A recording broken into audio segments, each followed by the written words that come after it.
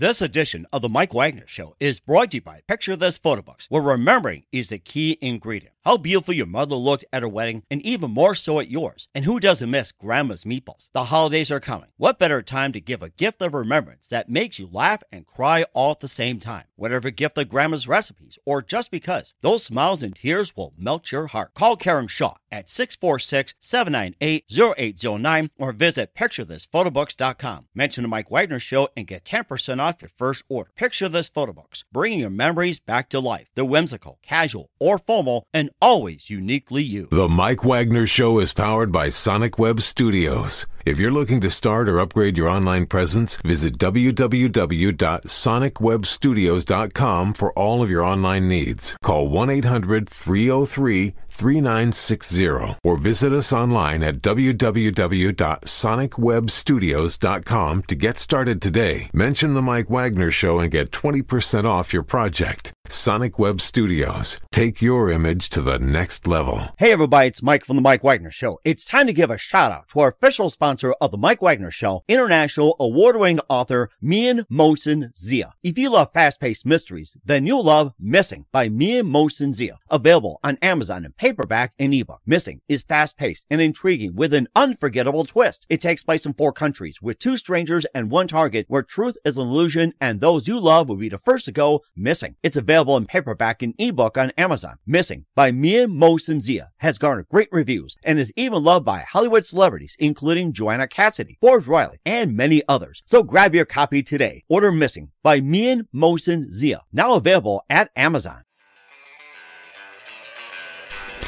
It's now time for the Mike Wagner Show, powered by Sonic Web Studios.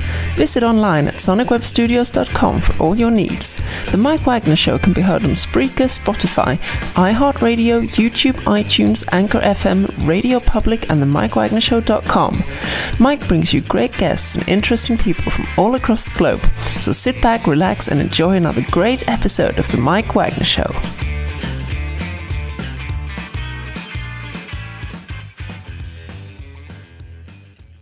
Hey everybody, it's Mike from the Mike Wagner Show, powered by Sonic Web Studios. Visit online at sonicwebstudios.com for all your needs. Looking at a professional website without breaking your budget? Sonic Web Studios is the answer. Sonic Web Studios offers fast, affordable custom web designs at below the competition rate.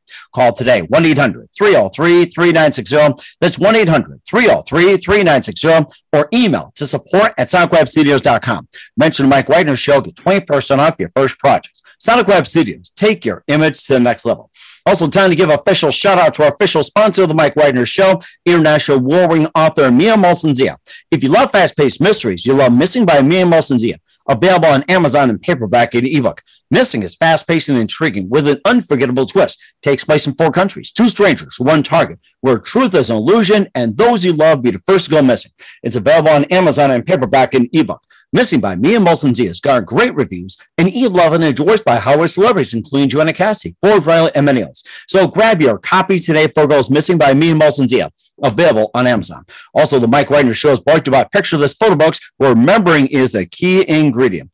How beautiful your mother looked at a wedding, and even more so at yours. And who doesn't miss Grandma's meatballs, huh? Well, the holidays are coming, and what's a better time to give a gift for remembrance that makes you laugh and cry at the same time?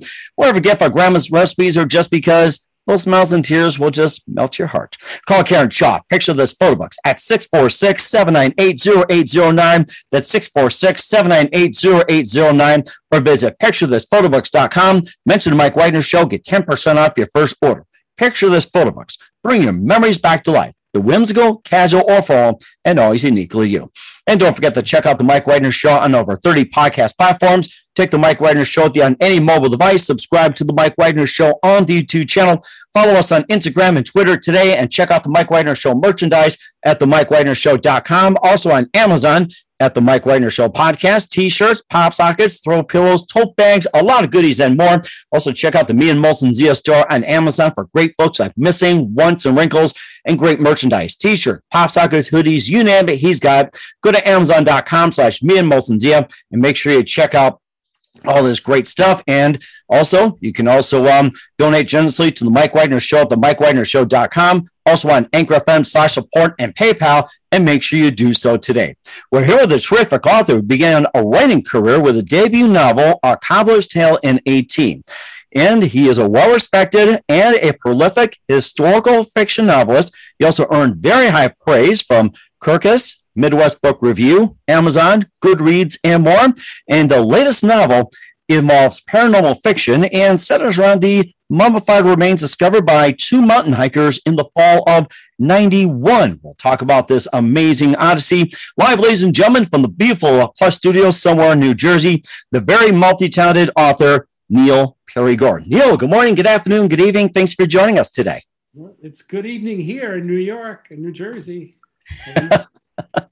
Well, it's good everywhere. I mean, we live 24/7. I mean, as we're listening, may say good evening. They may be having two in the morning, having trouble sleeping in Tokyo. So maybe a great book like yours will put them to sleep. So let's hope it doesn't put them to sleep.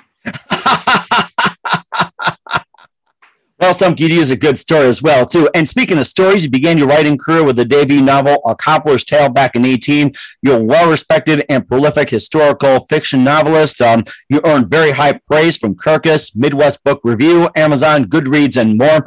And your latest novel is a paranormal fiction that centers around the mummified remains discovered by two mountain hikers in the fall of 91. And we'll talk about your book, Otzi's Odyssey, the troubled soul of a Neolithic iceman. And before getting to all that, along with your other books, A Cobbler's Tale, Moonflower, The Righteous One, and more, tell us how I first got started, Neil. Well, I was wanting to be a writer. So I told my great-grandparents' story in my first book. I embellished it, made them much more courageous than they really were, though I never really knew them. So but, it still was a good story. I just embellished it. And that was my first shot. I wanted to see if I actually had an ability of being a storyteller, of being a novelist. And it went well. It got a lot of excellent reviews. And the first one, of course, was when I sent it off to my editor, and I was crossing my fingers that when it came back, because she was really the first person of any caliber to read it. And she says, "Yeah, you're a writer." So that was it. That's how it began. Wow, it's amazing. And what was that one precise moment that simply said to you, this is what I'm going to do for the rest of my life? That was the moment, because I was waiting for her to say it's good or it's not good. And I really was focused on that moment and saying, okay, this is one of those times when, it's going to give you a direction in your life. So I think by her praise for it, the very, very beginning was what I needed. And then the next big moment was getting my first public review. Mm-hmm. So once the book was out, and then I had to wait for my review from the public, from someone I didn't know. And then those started rolling in. And then, first, not everyone was 5 stars, but, out of 100 reviews I have now, about 80% are 5 stars. So I got a good following. Wow, that is amazing. And who are some of your favorite writers and authors growing up? Oh, of course, Stephen King is everybody's favorite. John Irving, I love Steinbeck. There's hundreds and hundreds. I like good storytellers. I like people who make you think. I like people who grab you into a story and you're so excited to be there and sad to see it end. So I write with that in mind, because I want people to be excited when they read. I want them to be entertained.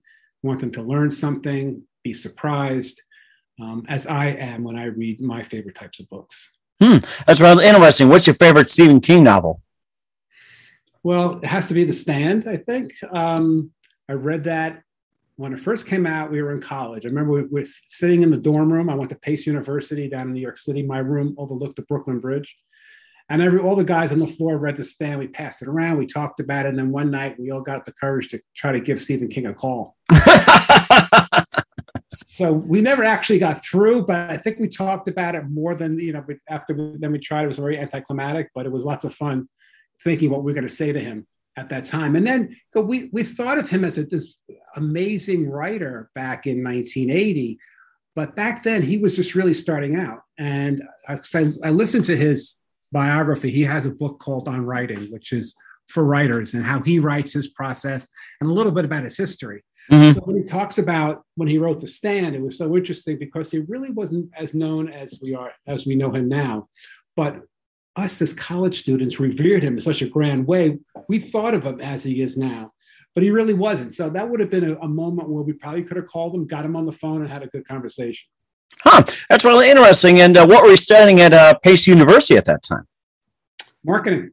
Oh, really? Marketing. Yeah. Interesting. Yeah, I have a degree in marketing. Yeah. Okay. And then how'd you manage to segue from marketing over to writing? You say you went to school in 1980, and then you also wrote your book in 18. So, tell us about the timeline between that time and up till 18. Yeah, it's quite a few years in between. So I've been in the window covering, drapery, and upholstery business, basically almost pushing in my fourth decade. So writing became a second career later in life. I'm still top of my game in my interior design career. But what's nice about writing is something I could do when I retire from my professional business and continue with that. I think that's something I like it a lot. I like the process. I just like the ease of writing, because if you wanted to be creative, you have a couple different choices. You could be a sculptor, you could be a painter, you could be a musician. And I tried painting. Painting was a pain in the neck. You got to clean up. We've done every day. I mean, it was like a massive time to clean up. So in writing, it's easy. You have a computer, a laptop. You got internet to connect to Google for research. It's a wonderful way of being creative, and I like the creative aspect of it because I write for myself, so it's totally free. It's totally a pure creative process. I'm not writing for an audience, though I have to say that I'm tending to learn how to write to an audience now. After I have 7 published books, 2 more on its way. So my new book that I'm writing after Otzi is coming out will be the 3rd part of a trilogy.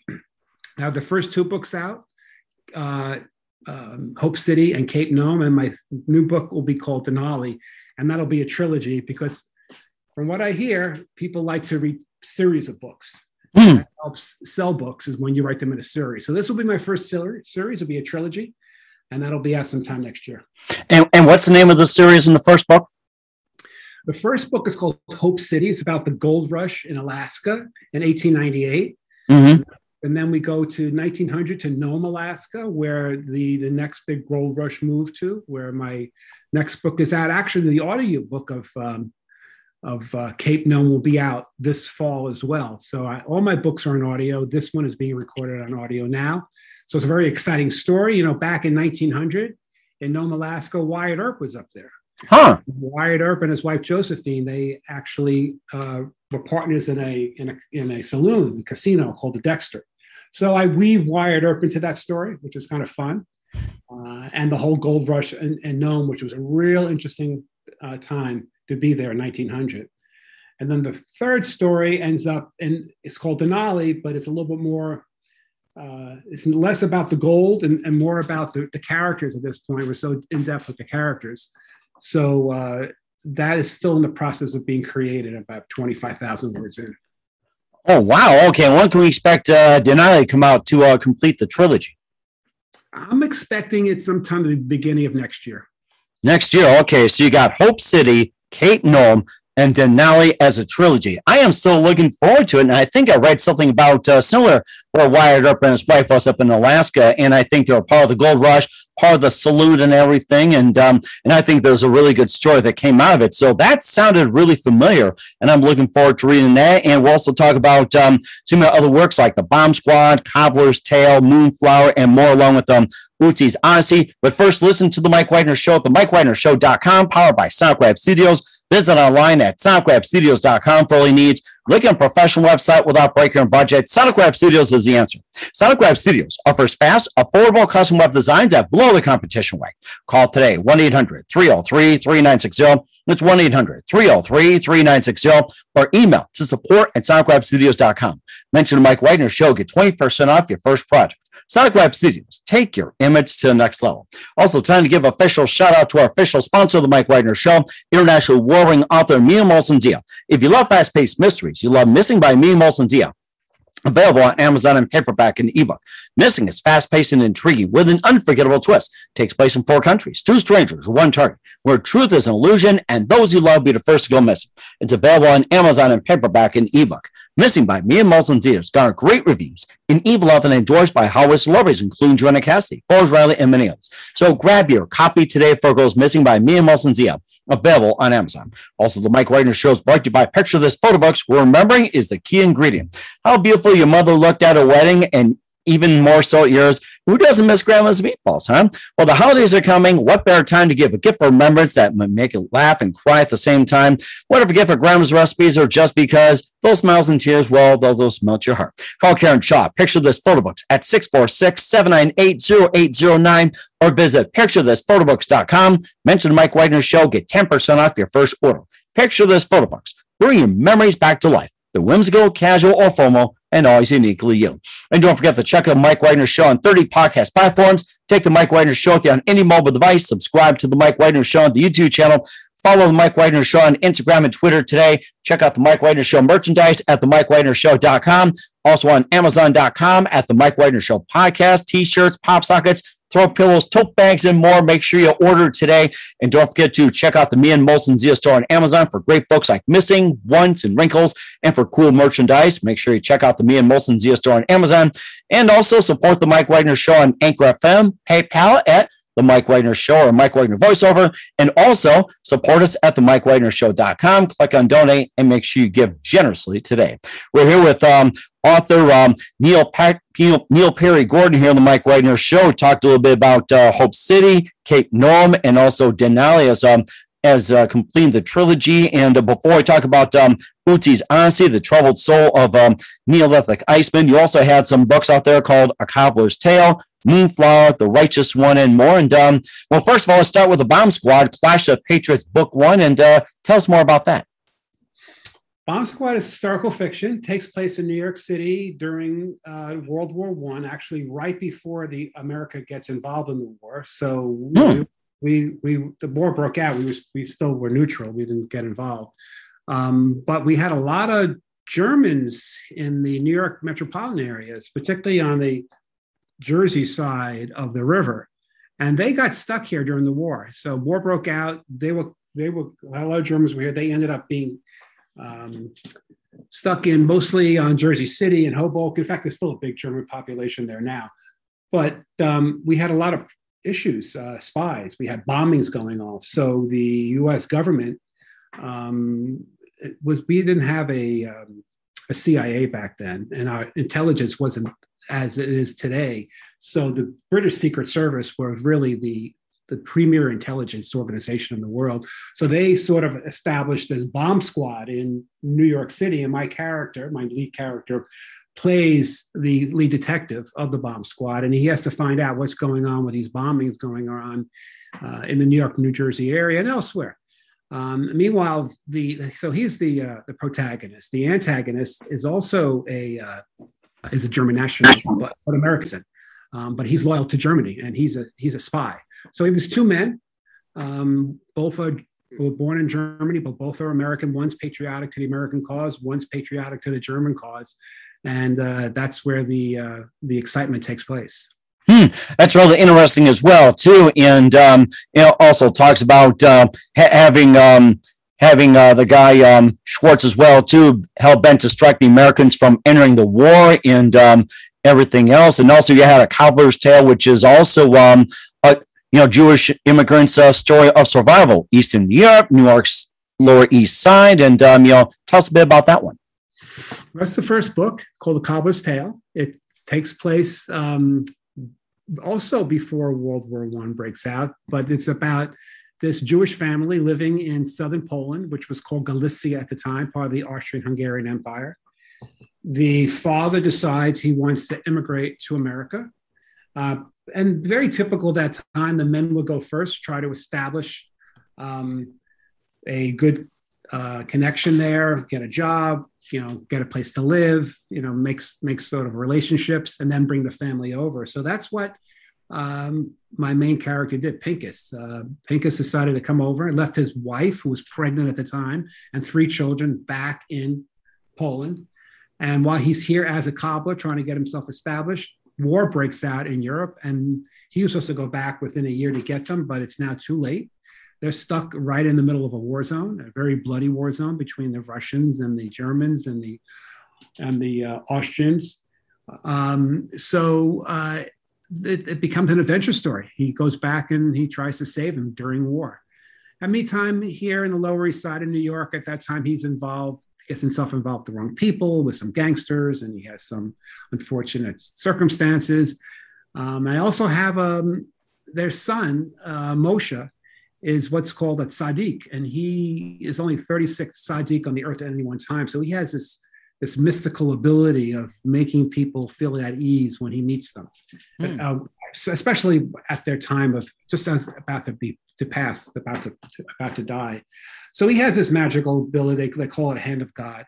So I have this metaphysical element to it as well, and it's historical fiction of where it takes place, and you can learn about what life was like in the Lower East Side at that time, as well as an adventure story of a family looking out for each other. That's really interesting as well, too. And so far, you had a tale of Jewish immigrants, Eastern Europe, New York's Lower East Side, and also, in New York City as well, too, with the Germans. And you've got some really good, interesting. Let's talk about Moonflower as well, too, a 17th century tale of a young man's search for the Great Spirit. And tell us about that. This seems to be a nice break from the two books you talked about. Well, Moonflower is also historical fiction, though it takes place in the late 17th century, right after the English take over from the Dutch. So my story is about a 17-year-old boy, a Dutch boy who ends up living with the Indians in upstate New York. And him and his friend, who's the chief's son, the same age, they go on their quest, the rite of passage quest. And he takes the Moonflower. And the Moonflower is a plant, a hallucinogenic plant that the shaman gives. And then if you take the Moonflower, you forget everything you ever knew up to that point. You basically wash your memory clear. So before he takes it, the shaman says, what I want you to do is I want you to write everything you remember about your life down. He gives him a parchment and a quill. And he says, just write down your biography because you're going to forget everything that you know up to this point. So this is the part of the rite of passage. So he takes the Moonflower, he forgets everything, but he has this document. It's just basically words. He has no emotional connection to this document. And then he goes on this quest, this epic quest that takes him across New England. It takes him to Amsterdam, down to the slave coast of Africa, across to the slave mart in Charleston, South Carolina, up through Philadelphia during the time of William Penn, and then back again. And it's this, the whole journey is a rite of passage. It's the story about this young boy. And again, it's mixing historical fiction. It's mixing adventure story, as well. I even have a monster in it, which is more of a symbolic type of a monster that he encounters as part of his quest. And what type of monster is that? It's called a Windigo. Windigo. Yeah. So if you read the book, I give a nice description of what the Windigo looks like. But he's a very tall, elongated, horrible-looking figure that basically represents evil throughout the story. So again, it's a good versus evil type of adventure story. Mm-hmm. And that was my second book that I wrote. That's interesting too. And getting back to the cobbler's journey as well too, you've got the righteous one, a cobbler's journey into the dream world and beyond, book 2. And this seems to continue in the New York region. And tell us a bit more about that and the continuation of a cobbler's journey. Right. So Cobbler's Tale is the first book, and the righteous one was my third book, and it's a continuation of a Cobbler's Tale. It takes place now. My character, who was in the first book, Moshe, who was the tzaddik, he was only 10, 11 years old in the first book. Now he's 60 years old. Wow. And so now we see him living in the Bronx. He owns a cobbler shop. He's taken over after his father, and his grandfather before him were all cobblers. So he's taken over. He has a nice little cobbler shop in the Bronx. And he has this power, and people know about it because there's only 36 tzaddik in the world, and they know that there was one in New York because he had this famous encounter when he was a young boy. And so he's sought out because he has to fight the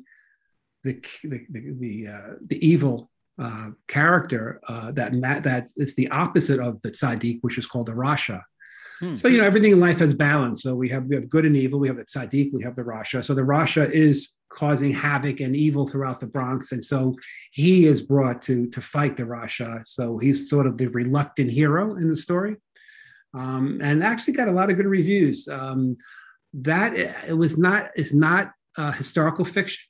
It's really what I call metaphysical fiction. Sort of what Otzi's Odyssey is as well, metaphysical fiction. I know you mentioned it's paranormal, but I think metaphysical is a better description of the genre.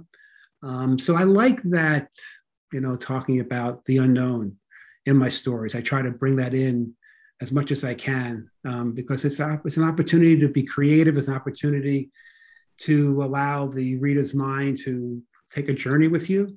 And as long as you make it plausible, if you make the reader think, yeah, okay, I can buy this, even though it's way out there, then you're telling a good tale.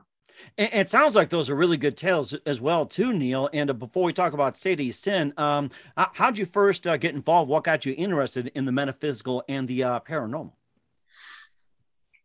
Well, I like the metaphysical. I've always liked the metaphysical area more so. The paranormal, not so much, but the metaphysical, yes. I like making myself look into the unknown. I like it because I think writing for me is my spiritual practice. And as a spiritual practice, you want to be able to, pierce the veil between what we see and the rest of the spiritual world. And writing is a good way of doing that because, people today are so cocooned in our materialism and, in the world, the cities that we live in and the worlds that we live in, that we're not open. Like the indigenous people were open many years ago because they were one with nature. We've disconnected ourselves so much. And so that urge to reconnect with nature, to rewild ourselves, and what that gives you is not just, a physically healthy body, and a mentally healthy body, but also spiritually healthy. So you make that connection, you could break through those veils. Our stories do not end when we die. I like that idea that our biographies continue. So why should that be the end? There's still stories to tell. So I'm really interested in what those stories are. So that's what keeps me interested in the metaphysical. And of course, you talk about as well, too, having the metaphysical and the paranormal interwoven into history as well, too, like with New York and also with the Germans, being stuck in New York, World War I, and also with the Cobbler, Jewish immigrants, New York's Lower East Side, and of course, the Moonflower with the Dutch and everything. And how'd you first get interested in history, and how'd you discover about, or fascinating about the New Yorkers, with German people being in New York, and also, the Jewish and everything. It's like, the stories behind it and what got you interested. Well, I'm Jewish. My grandparents, all my grandparents are Jewish immigrants. So but they were all children when they came here. It's the great grandparents that have the real story. Those are the ones who decided we're going to pick up and we're going to leave everything we have and everything we know, and we're going to go move to America. A lot of people did it. It's millions and millions of people did it at the same time.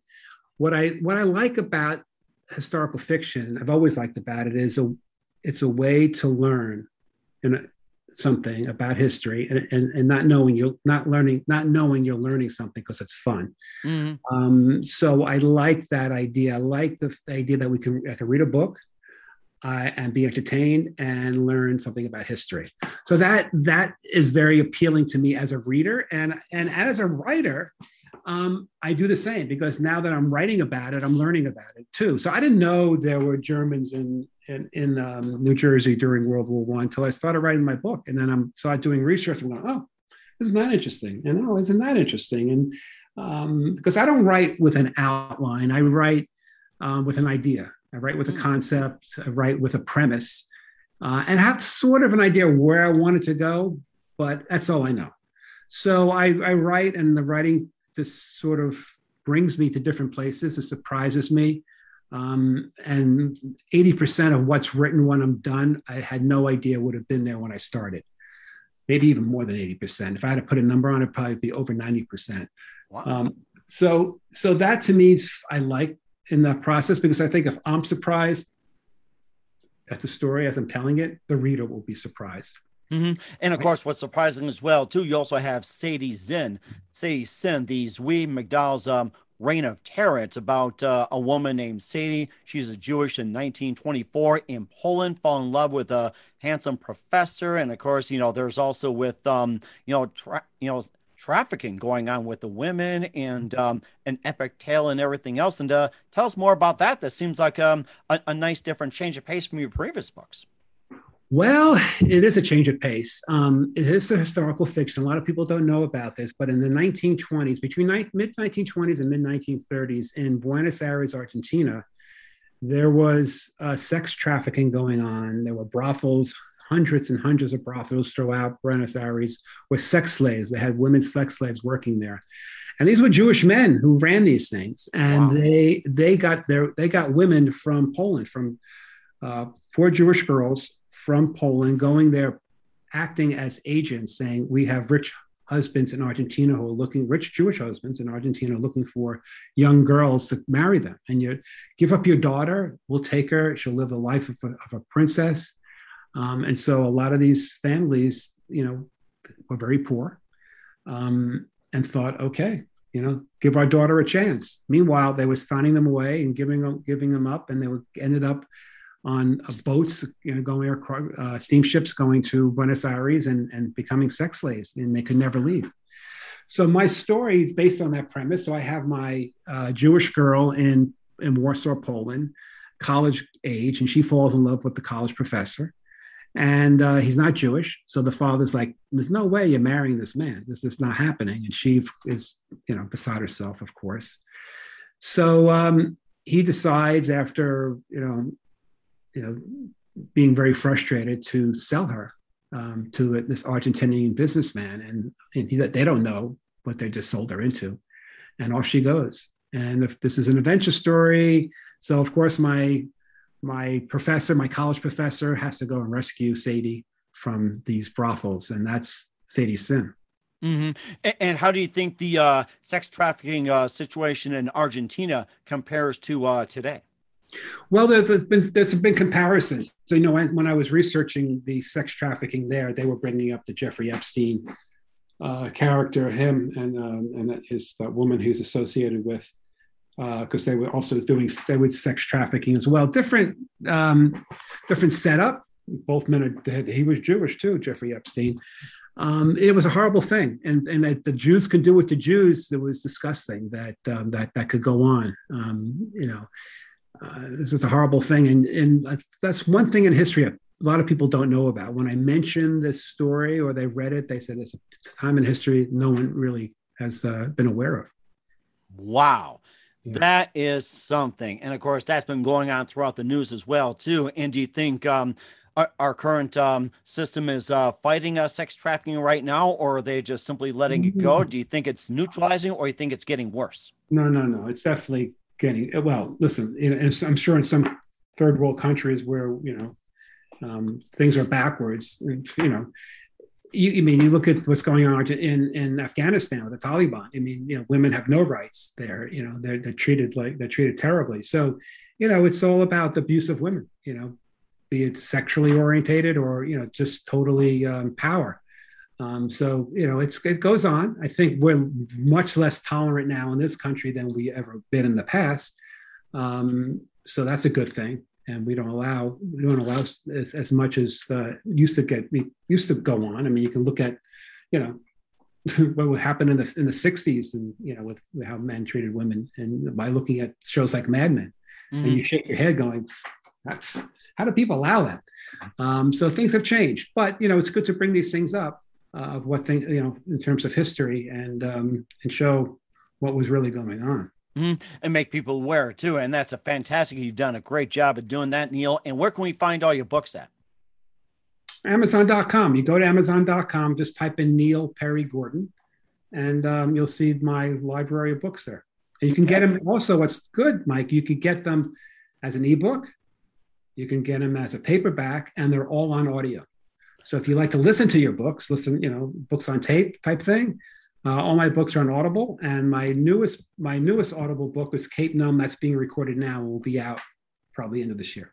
We're certainly looking forward to that, but we're going to be talking about Otzi's Odyssey, the troubled soul of a Neolithic Iceman, in just a minute. You listen to The Mike Wagner Show at themikewagnershow.com, powered by Sonic Web Studios. Visit online at sonicwebstudios.com for all your needs. Also brought to you by our official sponsor, The Mike Wagner Show, international warring author Mia Molson's of Missing, available on Amazon in paperback and ebook. Also brought to you by Picture This Photo Books, remembering's a key ingredient. Call Karen Shaw at 646-798-0809 or visit picturethisphotobooks.com. We'll be back with author Neil Perrygordon of Otzi's Odyssey after this time out. This edition of The Mike Wagner Show is brought to you by Picture This Photo Books, where remembering is the key ingredient. How beautiful your mother looked at her wedding, and even more so at yours. And who doesn't miss Grandma's meatballs? The holidays are coming. What better time to give a gift of remembrance that makes you laugh and cry all at the same time? Whatever gift of Grandma's recipes, or just because, those smiles and tears will melt your heart. Call Karen Shaw at 646-798-0809 or visit picturethisphotobooks.com. Mention The Mike Wagner Show and get 10% off your first order. Picture This Photo Books, bringing your memories back to life. They're whimsical, casual, or formal, and always uniquely you. The Mike Wagner Show is powered by Sonic Web Studios. If you're looking to start or upgrade your online presence, visit www.sonicwebstudios.com for all of your online needs. Call 1-800-303-3960 or visit us online at www.sonicwebstudios.com to get started today. Mention The Mike Wagner Show and get 20% off your project. Sonic Web Studios. Take your image to the next level. Hey everybody, my name is Forbes Riley, and I'm an American actress and a TV host. And I was delighted when I got my copy of Missing, which is Extraordinary Relation of Ordinary People based on a real life relationship. It's well written. It's amazing. You know, it talks about a man who has lost his wife and his daughter, and it's very well done. I'm going to highly recommend that you go get your copy of Missing.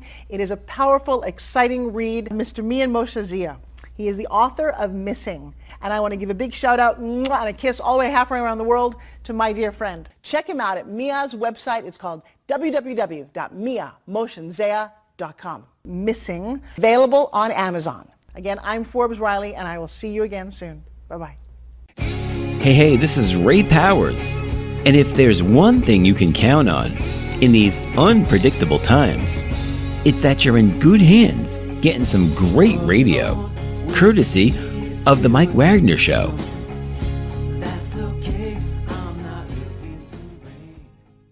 We're back with the multi-talented author Neil Perrygordon on The Mike Wagner Show. We talked about A Cobbler's Tale, Moonflower, The Righteous One, The Bomb Squad, and a lot more. And we covered the gamut on a lot of books that are tying metaphysical, paranormal, and a lot of history that's involved. And I've learned a great deal. And let's talk about your latest one. You're featuring Otzi's Odyssey, The Troubled Soul of a Neolithic Iceman. And this took place in the fall of 91. And tell us more about that.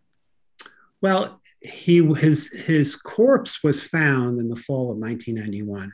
Otzi the Iceman is probably one of the most famous natural mummies ever discovered. So two German hikers in 1991 in the Italian Alps, right just south of the Swiss border, came across this frozen corpse in the glacier. And it ended up being a 5,000-year-old mummy.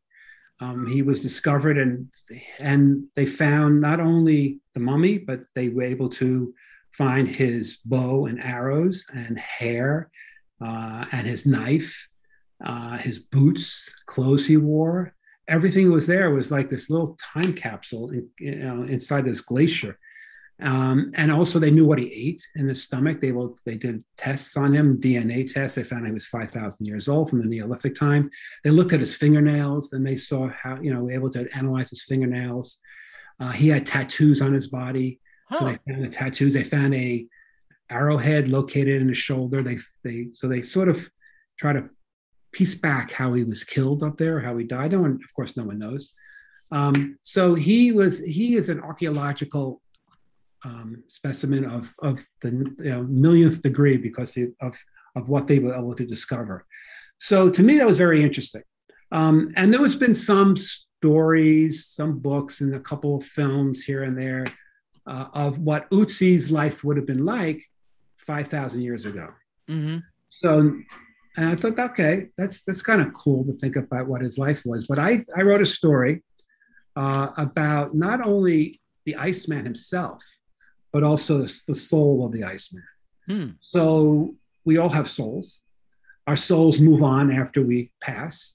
But Otzi's soul, for some particular reason, was tied to the corpse for 5,000 years and only was awakened when the corpse was discovered. So that's how my book begins. It's from the point of view of the soul, observing the hikers coming to discover the frozen Iceman. So now we have to figure out, as he has to figure out, why am I here? What am I? Who am I? Am I a person, or am I just a thought? So I go back and forth between the modern times of him trying to look at the world, a 5,000-year-old mind or a soul, and the eyes of this soul looking at the modern world. How does he look at a helicopter? How does he describe a helicopter to the reader? How does he describe rooms and lights? And, what would a 5,000-year-old man plucked from time put into the modern world, and how to describe these things? How would he do this? So that's what I'm doing as a part of the story, but I'm also I'm going back in time traveling back to his time. I'm telling his story. I'm telling a story how he ended up there, how his soul got frozen along that mountainside. So I go back and forth. I tell back when in 5,000 years ago, he's a leader for clan. And during my research, I found out that there was in this area, these Neolithic people lived on stilt homes in lakes. Stilt homes. Yeah, so they built stilt homes on the sides of lakes. So I made my clan live in stilt homes. And this actually, they were able to find, because when the logs that they used to build these stilt homes eventually gave way and sunk to the lake, they're perfectly preserved in the muck because there's no oxygen down there. So they did these dives, archaeological dives, pulled out these pieces of posts and figured out this is from 5,000 years ago. And they recreated this whole idea of stilt homes. So I used that, which was fun. So, there's some historical fiction there going on. And also I go back and forth. So the things that are discovered in modern times, my soul is beginning to recognize these things, and I show how they're used in the ancient times. Wow. And then I have this whole thing where the reason why he ended up his soul being frozen there for 5,000 years, because he ended up selling his soul to the devil. But there's no devil per se in the story, but he sells it to a soul hunter. And part of his quest to redeem himself is that he sold his soul. He must now go to Gehenna, which is hell, and go through the 4 layers of hell to redeem himself. And so that's part of the adventure as he goes down deeper and deeper and deeper through these different realms. I talk about that as part of the adventure story. So yeah, it weaves in contemporary times to ancient times. It really brings a lot of the idea of the metaphysical world, of the journey of the soul, of looking into the spirit world, of what happens to us after we pass. It's a really difficult book to write. My books I could really write quickly mostly, but this book took maybe 4 times as long because I'm writing about things that are very unusual. I'm not writing about, just, historical fiction things, getting on a steamship and coming across the ocean and, having interaction with the pickle man selling pickles on the side street on Grand. This is talking about very, spiritual things. So it's a hard story to tell, but very gratifying. It is very gratifying indeed, the way you talked about Otzi. And how'd you first get interested in Otzi and starting the journey? How'd you first get interested? Well, my son was into Otzi. He was, from an archaeological point of view, he found it very interesting. So he first introduced him to me. And if you go on and you Google Otzi, O-T-Z-I, Otzi the Iceman, you'll come up with a ton of stuff. There's a museum in Tyrol, Italy, where you can go see the mummy and you see all these artifacts they found. My son Max went there right before COVID broke out in February of 19. So he went up and visited that museum. And there's the mummy. He's there. The mummy they found. You can visit him. He's in this perfectly temperature controlled room. You can look through a little window and see him there. And all his things are there too, the real things, his arrows, the bow he used, his boots, very sophisticated. You know what's interesting that I found, Mike, at that time, and you would think that, 5,000 years ago, we were very, very primitive. Mm-hmm. You would think that, we were cavemen, right? But what you learn about in this book and by the life of Otzi was they were much more sophisticated than you realized. I mean, they had boots, they had pants with buttons on the boots to keep the snow from going in. They had certain technology with their bows and arrows and how they made things. Of course, technology was limited, but they used what they had, very clever. So they were smart people, and they lived pretty well, considering. I mean, they had nice lives. I mean, they lived on the side of a lake. They were farmers. They raised livestock. They were hunters and gatherers and foragers. And just like the indigenous people here did, upstate New York, you had, before the English came and destroyed everything, the indigenous people had nice lives. They lived peacefully, and I'm sure there was wars with neighbors, but most ways a lot of tribes never saw battle at all. So a lot of these things, you think of thousands of years ago, it's like, who could live like that? And almost as idyllic, in a romantic way. That is very fascinating. I'd love to hear more about Otzi as well. And where can we find Otzi's Odyssey at? You won't find it yet. It's not going to be out until probably, I'm guessing, late October, early November. But it's my editor now, so we'll be going through the editing process. The book cover is designed. You can see the book cover on my website, neilperrygordon.com. Right on the homepage, you'll see what it looks like. So yes, I got the book cover design. It's a very cool book cover. I'm really pleased with it. And so it'll be sometime the latest November, but you'll find it on Amazon. We're certainly looking forward to it, and it's been amazing. We're here with author Neil Perry Gordon here on the Mike Wagner Show with A Cobbler's Tale, Moonflower, Righteous One, and more. Neil, a very big thank you for your time. You've been totally terrific, and I learned a lot from you. And just a few more things, besides the things you talked about, this is coming up, that's coming up. What else can we expect from you in 2021 and beyond, Neil? Well, as I mentioned before, we have the third part of the trilogy, the Goldfield trilogy of Hope City, Cape Nome, and Denali. So that's as far as I could tell you right now, because I'm editing Otzi's Odyssey, I'm writing Denali, and what's next, I'm not sure yet. We'll be surprised next year as well, too. And who do you consider biggest influence in your career, Neil? As a writer? It can be anything in general. Well, I mean, I've been influenced lately by Jack London, the writer, and actually I talk about him a lot in my books, especially Hope City. He's a character, a small role character, but he's been very influential, very interesting writer, interesting guy, who had an interesting life. Okay. And what's the best advice you can give to anybody at this point?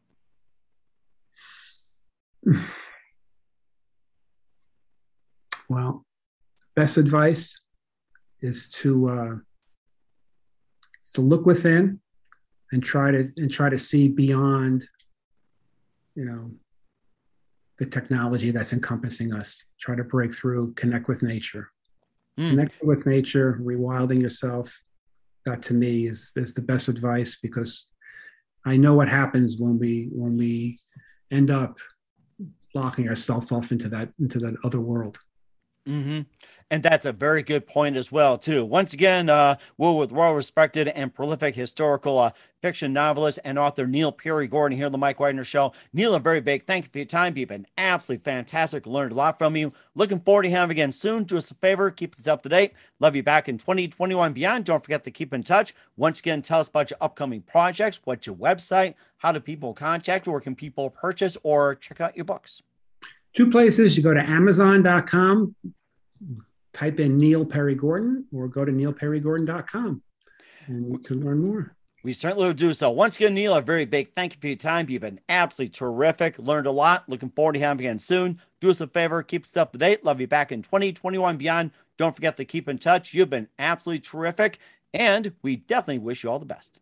Thank you, sir. Thank you for having me. Picture this photo books, where remembering is the key ingredient.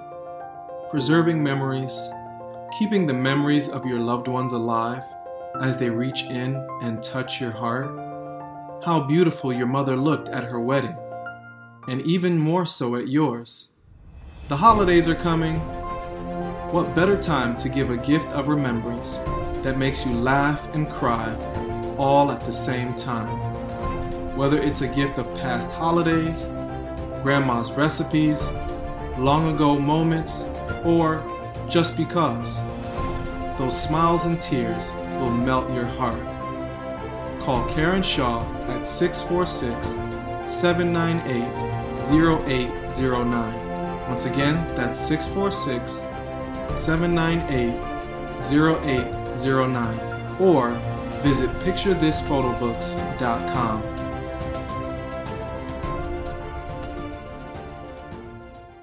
Hey everybody, my name is Forbes Riley, and I'm an American actress and a TV host. And I was delighted when I got my copy of Missing, which is Extraordinary Relation of Ordinary People based on a real life relationship. It's well written. It's amazing. You know, it talks about a man who has lost his wife and his daughter, and it's very well done. I'm going to highly recommend that you go get your copy of Missing. It is a powerful, exciting read. Mr. Mian Moshe Zia. He is the author of Missing.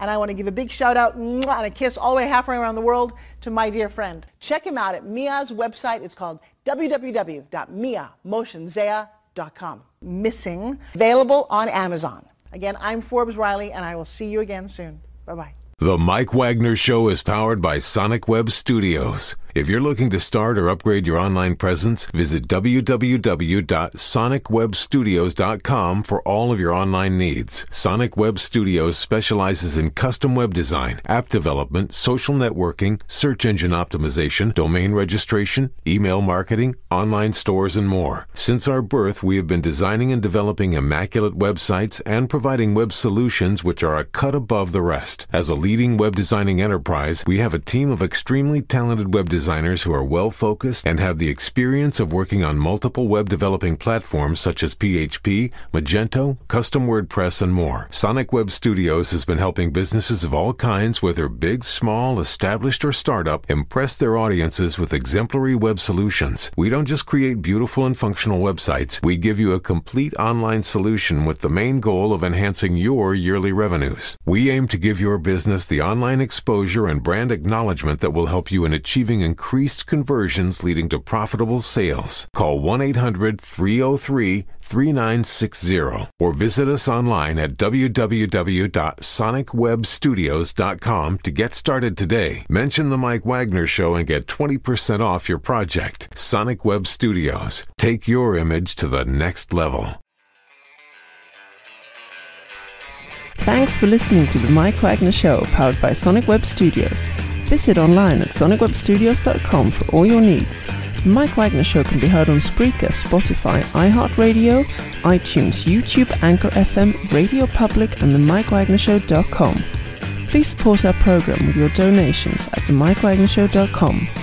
Join us again next time for another great episode of The Mike Wagner Show.